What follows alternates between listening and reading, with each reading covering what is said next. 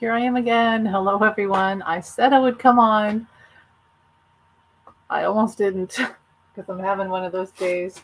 But, um, okay, so the Beatles, 60 years ago today, came to, no, tomorrow, came to America tomorrow. They'd be leaving England right about now. And from the Heathrow airport and coming to the JFK in America amid a mass of screaming fans, which we talked about yesterday, how it was a sort of collective female scream and changed things forever. It really did. It changed things for them, but for a lot of people, especially a lot of teenage girls who now have their own independent voice and rebellion and a new journey to be on. And all because of music. That's the power of music. So I don't know if this is going to work. I'm going to try a couple because I can't be on here long. But you know how it is. Yeah, see how that goes. Okay, so last year, maybe if I do like this, last year, I looked on Amazon and I said Beatles memorabilia. And this thing was like a bag of stuff for, I don't know, $14. And these are all replicas of Beatles cards. And like if you belong to the Beatles fan club, they would send you all the stuff. And it's from the real stuff, it's just replicas. Now there was a time when I was able to get Beatles cards, and I collected a whole bunch of them. I don't know where they are right now. Life changes, but um, yeah, it's exciting. I remember I even woke up and I was dreaming of Beatle cards. So that's how much of a fan I am. This, shows poster from like a mini poster. The Beatles, the exciting, dynamic, fabulous Odeon and Leeds. Peter J. and the Jaywalkers, Vernon's Girls, the Kestrels. 3rd of November, doesn't say what year. We have the Beatle magazine, the fan magazines. They had George.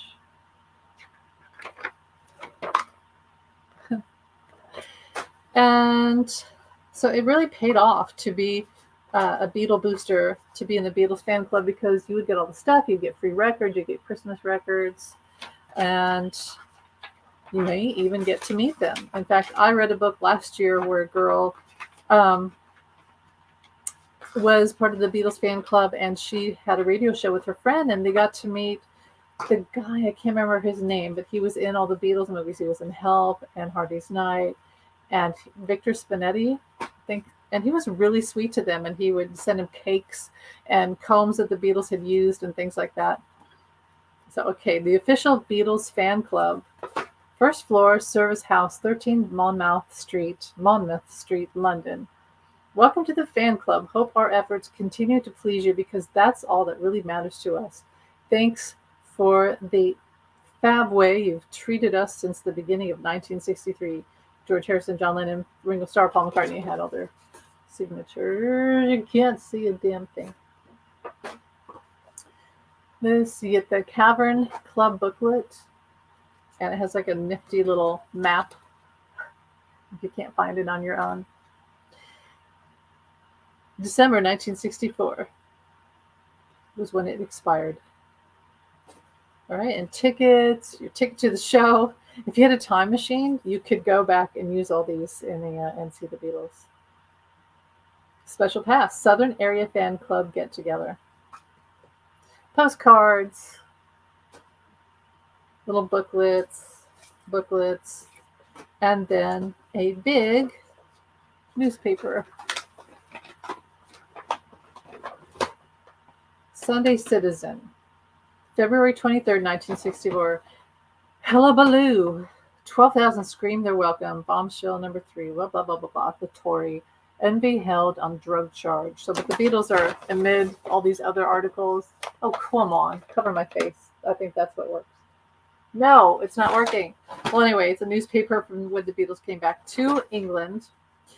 And yeah, I just thought I would share that. So if you look on Amazon, if you're a Beatles fan, otherwise you wouldn't want any of this. Go look on Amazon and or a hobby website, and it's a collectible and it's all replica. So I thought that was really fun. The day I got that, I was so excited because I don't care if it's a replica. It was great. I love having that. Okay, also the other day I told you I looked through some old records and I found Wings Across America, which is a double set. Actually, no, it's not a double set. It was one, two, three. Is it three records? And it has Bluebird, it has Live and Let Die, Band on the Run, which they just reissued, Band on the Run, Jet, Maybe I'm Amazed, which I think this is the concert version that became a number one hit, Blackbird. Um, and I was so shocked because as I looked in that double record, I found this very cool poster, which it probably won't show up. And see if it'll okay, Paul and Linda at the top. Paul and Linda.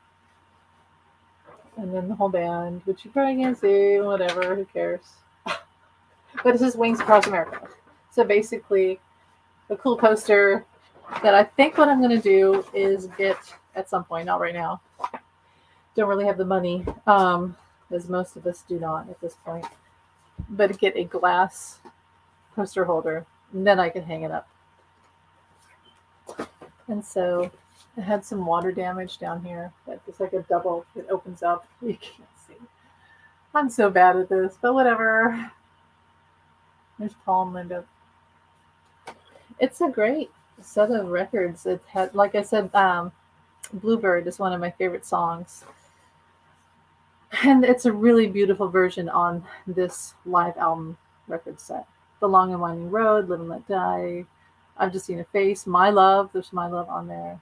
Listen to What the Man Said, Let Him In, silly love songs. So it was great. I was looking for my Flowers in the Dirt thing that I had gotten that had a bumper sticker with the flowers, a long bumper sticker with a flower, and it said like Flowers in the Dirt.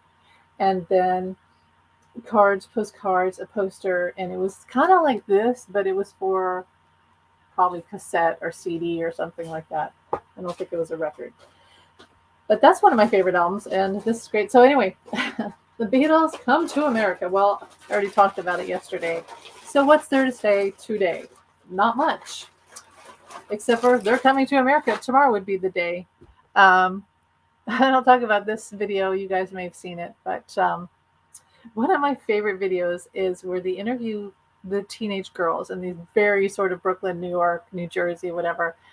And the guy says, what do you like about the Beatles? And one girl says, and they've got like their hair all poofy, but then they have those horn rimmed glasses, that's almost like library look back then. And what did she say? I like Paul's nose. And then the other girl cuts her off. And she says, very Italian sort of New Jersey, and she says, I like George. George has sexy eyelashes. George has sexy eyelashes. And I think that's the cutest video ever in the world. George did have, I guess he had long eyelashes, but I think it was his eyebrows. Like George's eyebrows are what always stuck out to me. Hi, Jamie. How you doing? That's okay. Sorry I couldn't do the show with you tonight. That's all right. It's not a big problem. I almost didn't do this. It's kind of taken me all day to get to this, and then I have some stuff going on with the kids are gonna, Liam's gonna come home. So, but I thought I would come in. It's nice to see you. Do you have anything to say about the Beatles and coming to America? Because what's funny? I've talked about the Ruddles. I always think that that's a funny way to watch the Beatles without watching the Beatles. Thank you. Yeah, I did some of that last night I almost, first it wouldn't post. It wouldn't upload that interview I did. And mind you, it's not perfect. But I've listened to enough Beatles things to have it slightly down. I always felt, from Yellow Submarine with their accents, they had it all wrong. Like, I think George was okay, but Ringo sounded like John, and John didn't sound like John. Paul was kind of like, I guess that sounded like him. But Ringo and John should have switched their voices. But what was I going to say? The Beatles. Oh, this is the day they found out. So the 6th of February, they're on their way to America, and they find out that all the tickets to the Ed Sullivan Show are sold out. So that could segue into this. There's a movie by Robert Zemeckis, the guy that did Forrest Gump. So he's famous for Forrest Gump. Long before Forrest Gump, he did a movie called I Want to Hold Your Hand. These days, I don't think you can download it anywhere because probably copyright issues, because they actually get to use in that film all Beatles music and popular music of the time. But if you've never seen it and you want to know what it would be like right now, 1964 New York, the Beatles come to America. That's the perfect movie. It didn't get good reviews, but I personally, every time I've seen it, not just as a Beatles fan, but just because I love that whole era of music and New York and everything, I think that it's a little time capsule. And it talks about how, like, they sort of traverse that area of, which would be Times Square, or no, it would be Rockefeller. They actually didn't film it in New York. They filmed it in LA, they said. But where the Plaza Hotel, Central Park and all that. And then they probably go up to the, is it 54th Street? Where's that? I don't know. But I know Rockefeller Center is where, see, it would have to be Times Square, wouldn't it? Because the Ed Sullivan Theater turned into the David Letterman Theater, and I believe that's Times Square, but I could be wrong. Anyway, it's a great movie. They traverse that area. They try to get tickets to get in to see the Beatles, and I won't tell you what happens, but it's genuine chaos and joy at the end of the movie. And also going through the Plaza Hotel and getting trying to meet the Beatles. And at one point, one girl is in their hotel suite, and what she does with Paul's bass is hilarious to me, and also sort of beautiful and sweet. And I wonder if Paul's ever watched the movie and watched that scene. Okay, a bit of useless trivia for you. There was a concentrated effort by the British press to destroy the Beatles' popularity early 64 to promote the Dave Clark. Oh gosh, why? Why would they do that? I believe it, but why would they do that? But then, to the surprise of everyone, especially UK press, America fell. Nice. So see, they did have to make it. They couldn't just rely on the UK and Europe, because they had to cement this. But having said that, I like the Dave Clark Five, and I feel like whenever I hear the song Because by the Dave Clark Five, I feel like in some way they channeled John.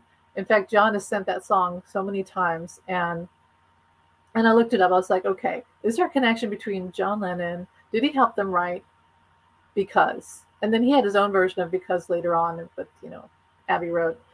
But when I looked it up, I found out that Julian had done a remake of the song Because by the Dave Clark Five. And so I think John has probably sent that song to him a lot. I feel like John's higher self helped write that. So the Dave Clark Five, in a way, was a mock Beatles, kind of like the Monkees were, and the Ruddles. So they had some of that energy. So ironically, I always felt like they helped the Beatles. They just made people like the Beatles more. But so I can't believe they tried to do that. Well, I do know this. I've seen interviews where the Beatles had made it big, so probably around the time of Hard Day's Night.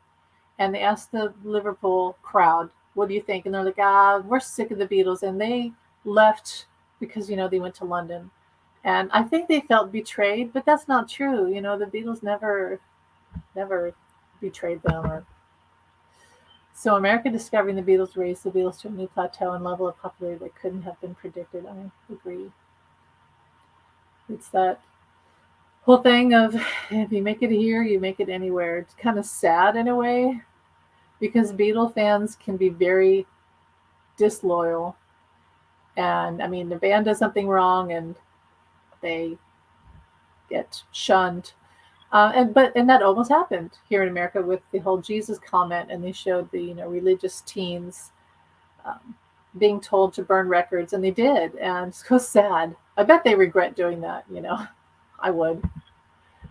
Um, but yeah, the America is very fickle, so it's good to make it here, but it's all. But I think that other countries, everyone is a lot more faithful and loyal to artists that they love, and I've always liked that. I've always felt that it's the right thing. If you like a band, if you like a musician, you don't just disown them because of one bad song or one bad album or what have you. You just fan. What's a fan? You know, loyal. So what else? What else? Okay, so the Beatles. In the movie, the documentary, they're shown in the hotel room before they go, and everybody looks pretty nervous. And I've always heard, I've read that John would get quasi nauseous before a performance, which is understandable. And okay, here's something. When they do the Ed Sullivan show that first night, because then a week later they're in Florida and they do two different shows. That first night, you can't hear John. Like, I think John was either terrified or they didn't have his mic turned up. And you can hear Paul, but you can't hear John. And I always feel like that was such a shame. But, yeah, uh, go watch it and you'll know what I mean. Like, I think John was terrified. I think that's what it was. Yes, John's comment, bigger than Jesus, is a Liverpool saying said to people who are getting too big headed. Yeah, I think, I believe you. I believe you. And England overall did not really catch on to anything nefarious when he said that. It's like, well, whatever. So I think I believe you. Like, obviously you live there, so you know. And um, I do think that John had, he was spouting off a lot of religious stuff. So it was more than just that comment. But I think that he really was reading a lot of just different religious text, theology, and was trying to make up his mind of what was right. Because I think he was an atheist and he wanted to. I think he always wanted to prove himself wrong, and so he would read religious text to try to explain why he did still feel connected to the other side, because he didn't want to. And of course, religion, that's a completely different story. But I think he wanted to. I don't know. What am I trying to say? What am I trying to say? He, the reason why he made that, well, I wrote in the book, the reason why he made that comment was because he saw Bob Dylan in the movie Don't Look Back. And Maureen Cleave, ironically, the journalist who was the one that wrote the article that quoted him saying, "We're bigger than Jesus," she sort of had come-ons to Bob Dylan in this movie. And she's like, "Oh, you quote a lot of religious texts. Are you religious?" And he's like, "No, no, no, no. The evasive Bob Dylan. No, no, no, no. Of course not." Um, and she would get closer and closer and is trying to get him to say that he was religious, which could have changed his whole career. And of course, now we know that he is. I mean, he wrote a lot of religious songs. Um, but I think when John saw that, John was very turned off. Maybe one, he was jealous of the interaction because he and Maureen had had a relationship. And two, he wanted to say outright, "Well, I'm not like that. You can ask me. I don't believe in God. Not as a man," and he goes off, and I write that in my book, which I happen to have right here. Nothing to get hung about. Nothing to get hung about. And to me, that moment, people say, what ended the Beatles? Well, if you think about it, that kind of was the moment that ended the Beatles, because it stopped them touring. It, changed the way people looked at them. They had death threats. They didn't really want to come to America anymore. And so all of that was gone, and they had to change because they had to adapt and become a whole different. And the reason why they became Sergeant Pepper was because they needed a new identity after this whole casualty of John's statement. Yeah, I'm spewing a lot here, as usual. His comments were kind of similar to what Python did with Life of Brian. It wasn't an attack on Jesus, but rather criticism on those who misunderstood Jesus' message and were restricted. Yeah, I agree.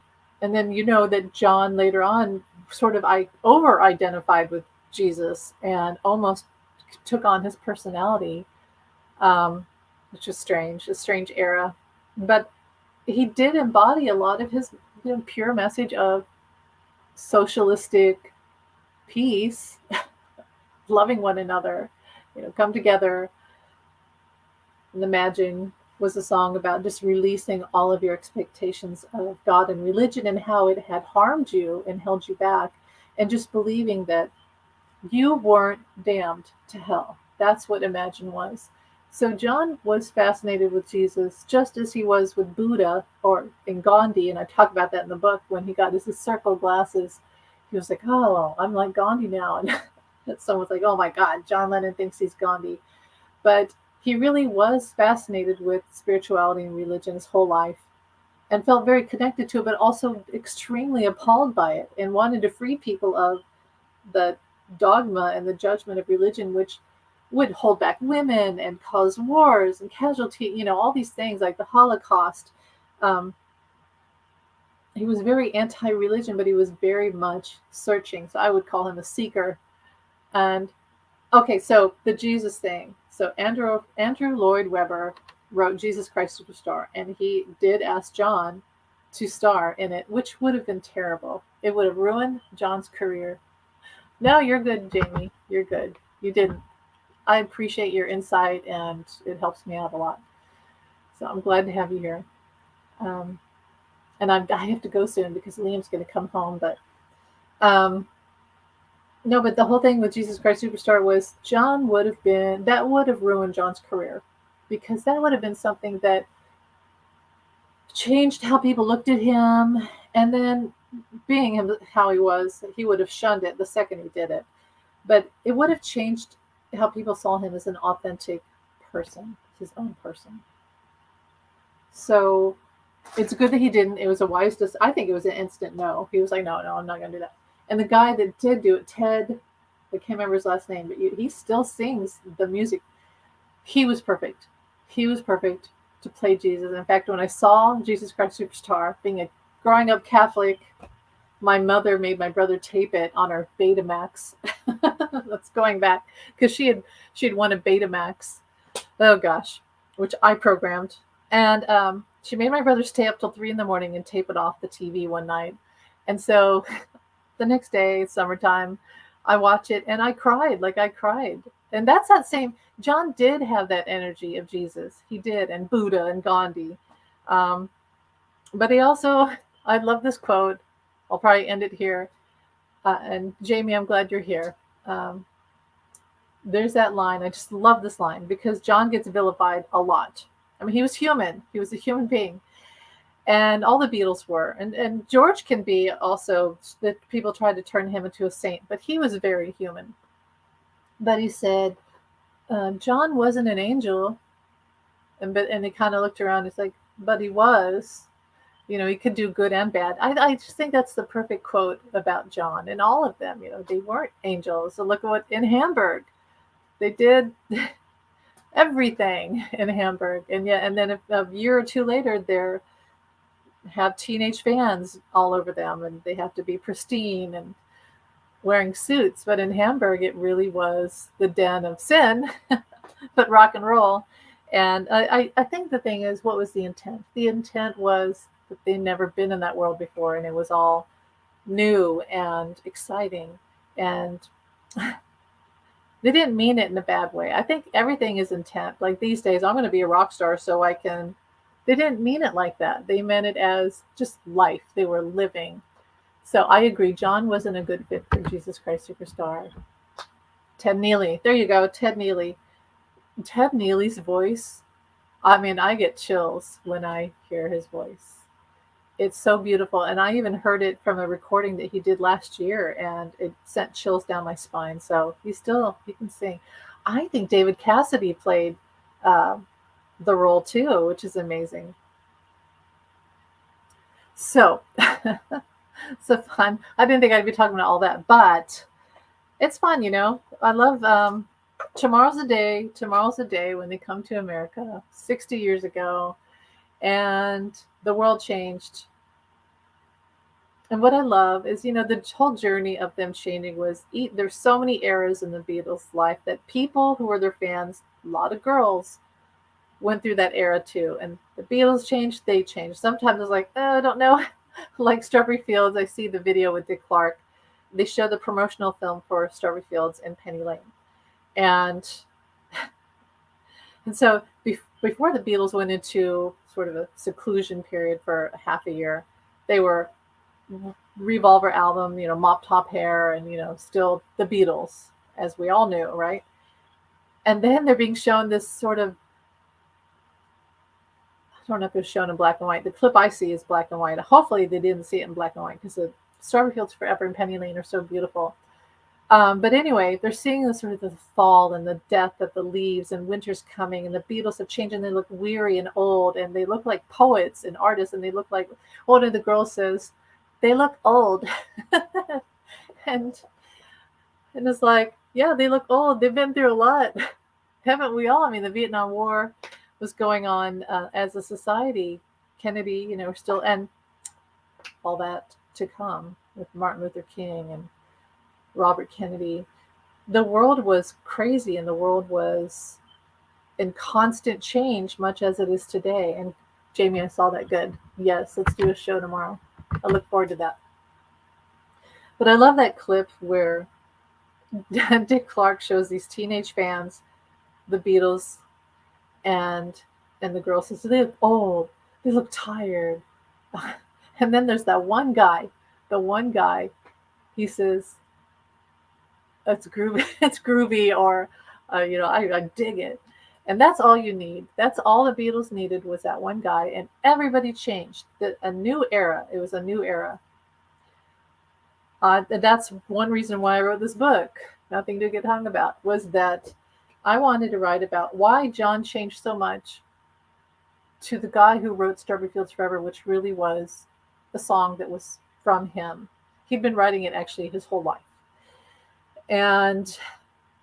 But he had that great change from 1966 to that 1967 era. He became a completely different person, almost unrecognizable. So yeah, that's why I channel him in the book. And well, I have to go. Thanks for being here, Jamie. And thanks for watching. I know I ramble a lot, but whatever.